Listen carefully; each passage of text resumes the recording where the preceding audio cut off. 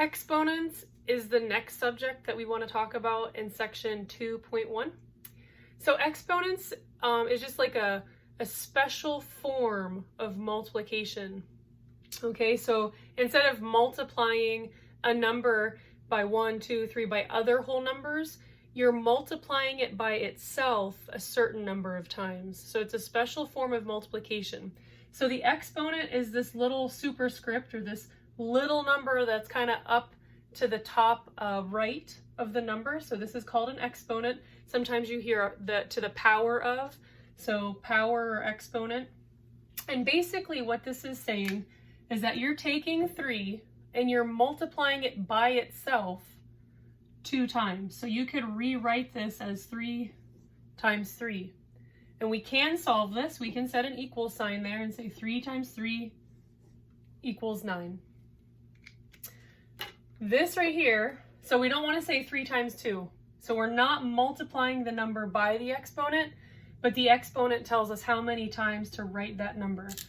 So in our second example, it's telling us to write this 3 times. So we're not doing 3 times 3. We're doing 3 times 3 times 3, which equals 27. So 3 times 3 equals 9. 9 times 3 equals 27. So again, the exponent is telling us how many times we're multiplying this number by itself. And then our last example, I'll write at the bottom, is 3 to the 4th. So 3 times 3 times 3 times 3. So 3 is our base. This is our base number. So we're going to write that base number how many times? 4 times. So the exponent tells us how many times we're expanding this number out. And so we already know 3 to the 3rd power is 27. So 27 times 3 is going to be 81.